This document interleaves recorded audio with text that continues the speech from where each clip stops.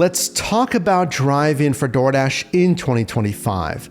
We have the different earnings modes, different offer types. We have different rewards programs, new rewards programs, and different iterations of the same rewards program. So is this all worth it? So many people are dashing nowadays anyway. In this list, I have 25 expert tips as someone who's been activated on DoorDash since 2018, and I've driven in different marketplaces as well. Now, I don't want to take a lot of your time here, so I broke this down into several easy to follow categories: understanding and optimizing the app, and then the delivery process before, during, and after your delivery.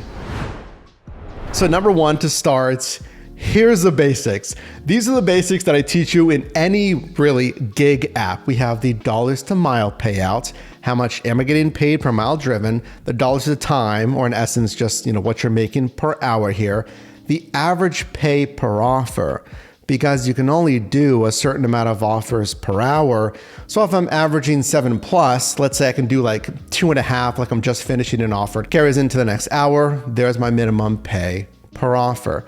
Tip frequency. What % of customers are leaving a tip? Because there's company pay, includes any promotional pay, and then the customer tip there.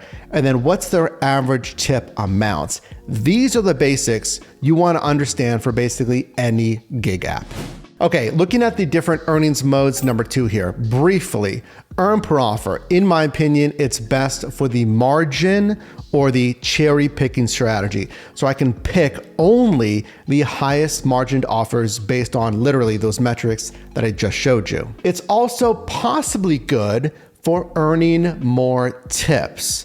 Now, since 2020, we've seen probably 85+% of offers, at least in my experience. Let me know if you've felt this as well. Most of those offers are contactless, but you could get possibly more tips than earn by time. Earn by time, the benefit is I get that guaranteed pay per active hour only when I'm actually on the assignment. From when I accept it to when I deliver it, they say tips may be lower. So that's why I say earn per offer is better on tips here. You might get less tips on earn by time. But at least at the time of filming this video, we've never really seen shop and deliver on earn by time.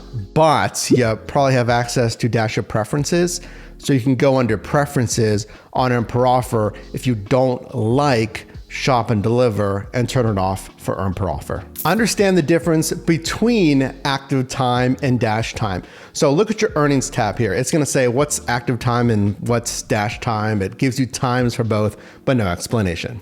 Active time is just the time spent on your dash when you're on an assignment from when you accept that offer to when you deliver it. Now, dash time is just general time when you're online. If you're super busy, you'll have less of a gap, less of a difference in between those two times because most or more of your online dash time will be active time on an assignment. Let's talk about ratings here. So the most important thing here are the metrics that might lead to deactivation. Things like your acceptance rate. It doesn't matter for deactivation. You're an independent contractor. You can't be deactivated really on any of these platforms just based on acceptance rate. Things that are more important, customer rating, completion rate, you should be fine there. So completion rate basically means like the cancellation rate, 90% typically, which means I can cancel 10% of the time. I have to complete 90% of the offers that I accept. There's also some changes that you can see I don't even have yet that have been out for a while. So this on time early is calculated in a different way than the newer on time rates, which obviously just infers the on time accuracy of your pickups and your drop offs. It also goes into their rewards programs. So Dasher Rewards, what I call version 1, is based in a large part based on this acceptance rate. Now V2, version 2, called Overall Dasher Rating Pilot Program, also considers these ratings, but you get points based on those ratings, and respectively either one of those criteria determine if you qualify for the benefits for their rewards program. Number 5, judging bonus pay. So if we see something like this, a per delivery or per offer bonus, simply judge, how do I want to work? Do I want to work earn per offer, offer by offer here, no guaranteed active time, or the earn by time? I can only decline once per hour as well on earn by time. But say I get $4 per offer, or I get something crazy like $9 or $8 per active hour. You need to decide the flexibility, the options of both, what might make me more money. For instance, 2 offers per hour is $8 extra, in essence, $8 extra per hour if I'm getting $4 per offer extra. And then say I have that really high $9 per active hour bonus, which frankly is super high. You're probably gonna see like $5, $6 plus per active hour, but let's say it's $9 here. So if I was active on an assignment for 50 out of 60 minutes, which means I just was waiting around for an offer for 10 minutes in that hour, then I'd earn $7.50 per hour in total. Now, if you see a super rare bonus like a DoorDash challenge, which is a batched or group bonus pay, if it's really good and it's super rare, take it. Or arguably, what's like even more rare? What is more rare for you, challenges or streaks? Can't say I've seen a streak here in Pittsburgh in some time, but I saw this $200 batched bonus challenge. I had to complete 20 deliveries in the allotted time frame. I had like a couple days to do this, and I got $200 extra on top of my earnings, which is fantastic. That equates to $10 extra per delivery for satisfying this challenge. I grabbed it, and I will every single time. Number 6, operationally, and I don't think everyone really thinks about this. So if you're gonna be out there for a couple of hours, save your money, because if I'm out there for a while, like I'll get hungry and I'll spend money on snacks and drinks. Bring snacks and drinks. And I've also done this. Saves you money. Number 7, some marketplaces will be competitive to Dash Now, which means the area is busy enough you can just go online at any time. So if you feel like it's competitive and you notice Dash Now isn't always available, schedule shifts. Combine that if there's scheduled bonus pay. So sometimes I'll do that. Usually I can Dash Now, but if there's $2, $3 peak pay, which is the per delivery or per active hour bonus pay, if there's really good peak pay, I might schedule that shift. All right, let's go online as a DoorDash Dasher. At this point, let me know, what are you having the most problems with on DoorDash? Let me see if I can help you out. Put that down below in the comments. And again, all I do here is help you make money in different side hustles. Got a lot of new things coming for you in 2025. I can't tell you just yet, but later this year, so sign up for a newsletter so you can be in the know here. You're gonna wanna see what that is. The delivery process before, so we're online here, or we're intending to go online. Let's talk about choosing zones.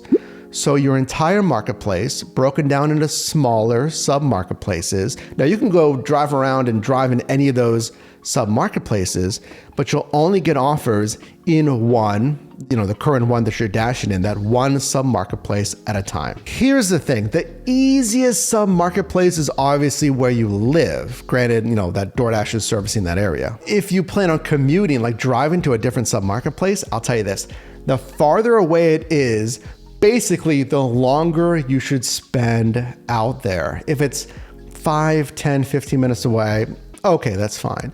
But if it's 30, 45 minutes away, because you feel like either the area that you're in is super slow and or rural, whatever reason, or there's like just a lot of orders for whatever reason, there's super good bonus pay. If you're gonna drive that far, you better stay there for like 4, 5, 6+ hours. Because just consider a 45-minute commute both ways. If you're just gonna dash there for like 2 hours, it's not really gonna be worth the gas and the mileage. Number 9, especially if you're new, and that's fine if you are, let me know down below in the comments what marketplace maybe and how many deliveries you've done. You do not, guys, you don't have to accept every offer they send you. I feel like when you're new, you're like, oh, okay, they send me an offer. this is my offer. This is the one they sent to me. This is the one I'm expected to take. Remember the acceptance rate thing. You're not going to be deactivated based on your acceptance rate. You're an independent contractor, so you're free to accept and decline as you like. So if you're new, that's not the order for you. They'll send that to other Dashers. Take the ones based on what? The metrics that I showed you first. And number 10, real simple, what offers should you never accept?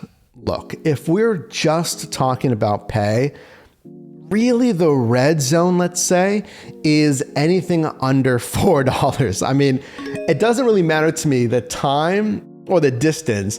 Now, certainly there's fringe cases like, well, I'm standing like across the street from the restaurant, assuming everything goes okay, and it's literally 0.1 miles. I mean, they could have walked and gotten it. It's 0.1 miles. It says it's going to take 10 minutes. That is up to you, because then you just move into the volume strategy. You're going to have to do literally at least 4 to 5 plus $4 offers in an hour. I mean, ideally 5 to make $20 an hour. Unless, and I've certainly done it, unless this, accepting $4 and under if it satisfies a bonus requirement.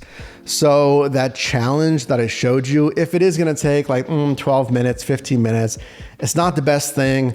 It's $4, but I'm 1 or 2 offers away and the deadline is approaching to satisfy this challenge, then I might take it because that bonus that I'm going to get after. And if it's, let's say, maybe an add-on offer. So I'm already on an assignment, they send me the add-on offer, and then again, if it is super short, both distance and time, and ideally is from the same restaurant. So there is no more driving, there is no more parking, figuring out where this restaurant is. It's from the restaurant that I'm headed to anyway. Number 11, this new feature showing offers that extend into adjacent zones, like the arriving zone. So this offer is saying if you accept it, it's gonna bring you in to another different sub marketplace. We just started seeing this really in 2025. Fantastic update, because this tells you the status. Okay, is it busy or not? If there's peak pay, ideally they should tell you what the peak pay is, not just there is peak pay. And then of course the outline showing you how deep into that new sub marketplace you're gonna be. Just keep that in mind for positioning here. Do I wanna go that far away? Then I'm gonna have to make a decision if I wanna switch, because you can't, drive in different sub marketplaces at the same time. If I want to switch into this new sub marketplace, or I'm going to have to drive back and hopefully get offers as I get closer and closer to the original zone. Number 12, deciding on orders. What is the best order for you? Do you want the restaurant? Do you want grocery or any shopping? It could be grocery pickup or grocery shopping. Retail, packages, there's also package returns. There is shop and deliver and the like. There's actually Dash Link, which is routed delivery now. So which one is the best for you? You're gonna have to think about problems with each one of those, what could go wrong, even on earn per offer and earn by time like I told you about. Which one do I like doing? Which one do I feel is gonna make me the most money? Number 13 is kind of the best offer that you could hope for. So if you want an obviously high margin offer, it doesn't take a lot of time, so high pay, low miles, and not gonna take a lot of time, and hopefully there's a good customer tip on there. But ideally, it is a stacked order. So 2 or more assignments for one driver. You're taking multiple assignments at one time here. But even better is both pickups are from the same restaurant. So you're getting all the pay benefits, but then you're also now getting the operational benefits, not having to drive somewhere else, deal with potentially 2 delays at 2 restaurants and the like. 14, is there a risk of special offer types? And I feel like based on what we've heard from DoorDash, there's going to be more special offers in 2025. So drop a like on this video if you appreciate me bringing all this stuff to you first here. If I'm looking at round trip deliveries, the package returns, or even this, the cash on delivery. I got this, a couple of weeks ago, where it says you're doing a pizza order, and then when you deliver it, the customer is gonna give you cash. Not only a cash tip, but paying for the order in cash. I'll just say that's up to you. You don't have to opt in to cash on delivery if you don't want to.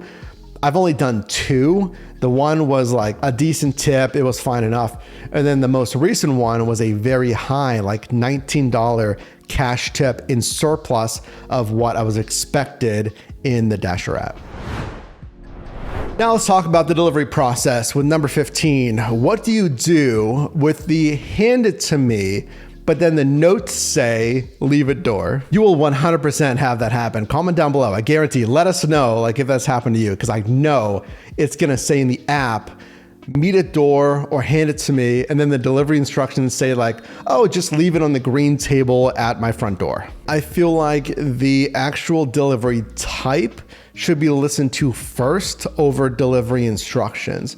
So when you place an order, you actually have to go into your address book basically, and then you can edit delivery instructions in there. Versus when you place the order, the first thing you're gonna choose is if you want contactless, meet at door, meet curbside, whatever it is. Number 16, did you know that customers can actually contact you and message you in the Dasher app for up to 30 minutes after the delivery? So if you have like Janet C, Chris J, like, why are they messaging me? That is why.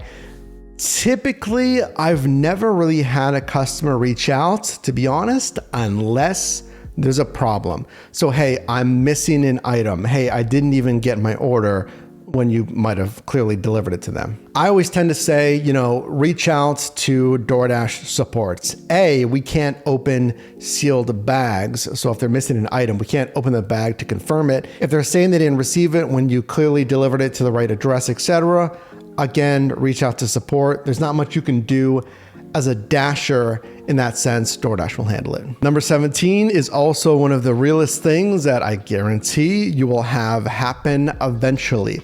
Let's talk about parking. It seems so easy, but depending on where you drive, you're gonna have questions like, do you ever double park? Do you ever block driveways? Do you ever block store entrances? Do you ever block one-way alleys? Let's talk about this. Number 1, I never double park. So car on the curb, street side, and then I park to the left of them, partially blocking the road.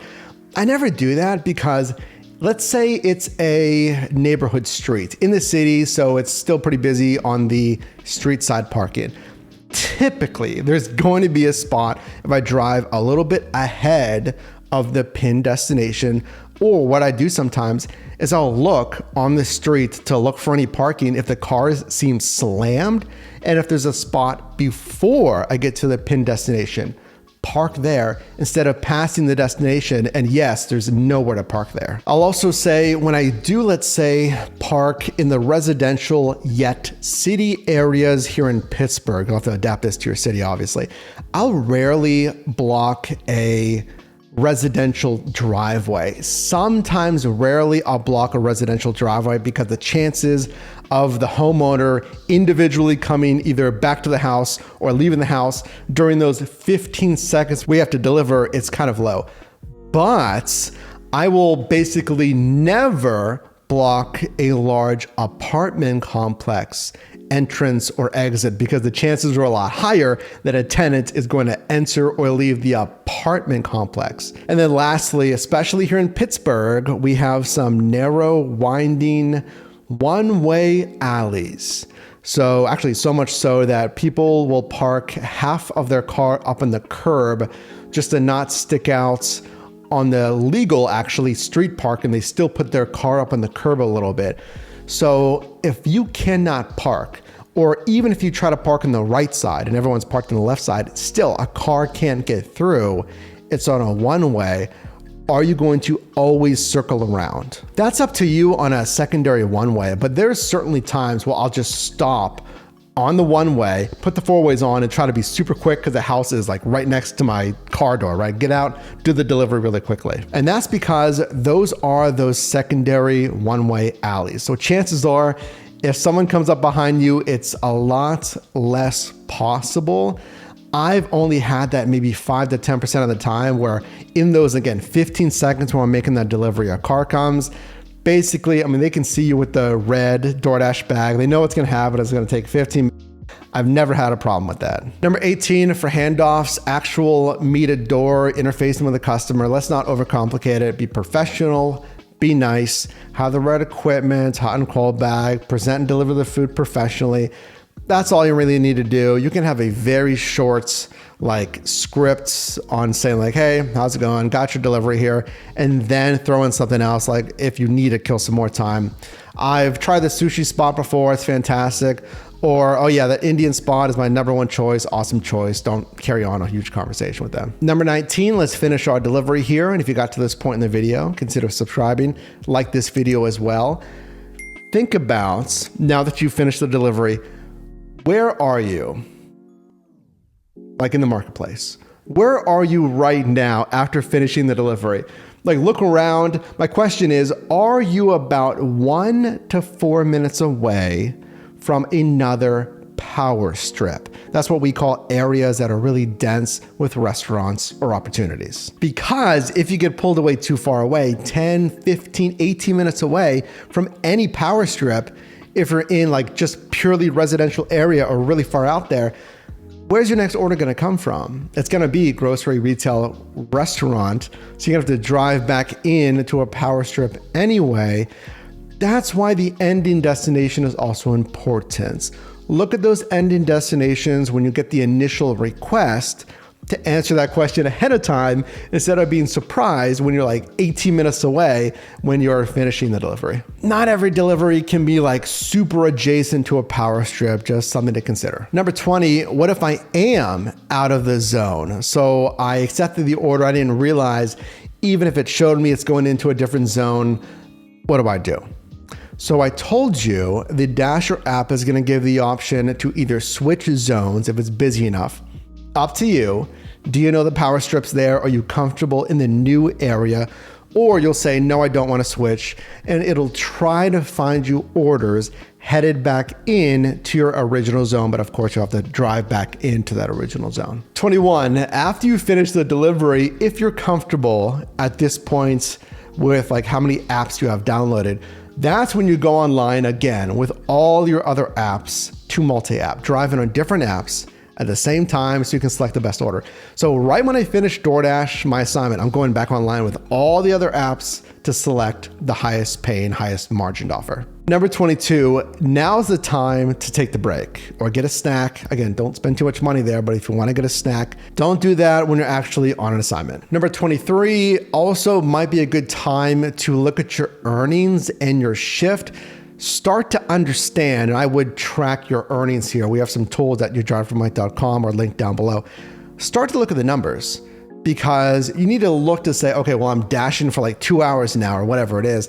Has this shift even been worth it so far? Number 24, honestly, I mean, you could watch some of my content at this point after your assignment, but seriously, too much free time, remember that dash time, too much dash time without enough active time isn't a great thing. I mean, I'd love you to watch some content here, but you should be getting offers between like 0 and 4 minutes. So that means there's enough offers. They keep sending you offers. Hopefully they keep repeatedly sending you offers. If you decline, I mean, 5 to 10 minute waits, that's decent to get even a offer, but especially like 10 minutes plus, that's slow. So those are the things you want to think about. How often am I going out there, but I have to wait 6 to 10 minutes for an offer versus when I go out there, hopefully I'm getting some bonus pay 30% of the time and I'm waiting 4 minutes or less for offers and they keep sending me offers. And lastly, I would just set a goal. Either, I've heard, of course, the daily goals of revenue goals, but I would just have a goal and kind of know when to stop. Because especially when I first started into this gig economy, 2015, 2016, especially for making good money, and if they're offering you bonus pay, it'll say, stay online or extend your dash. Or if you keep dashing, there's a $2 extra per delivery peak pay. Also know what's manageable, especially if you're working another job, you're balancing family stuff, social stuff, personal stuff. Don't get too engrossed because there is some gamification, which is fine. There's some incentives and bonus pay, but just keep things in balance as well. And also don't think you just have to do DoorDash. I know it's popular, but experiment with other apps as well. Kind of break apart, have some other options for you. What did I miss? Which one of these was kind of the biggest takeaway for you? I got my own DoorDash shifts coming up to test this platform in 2025.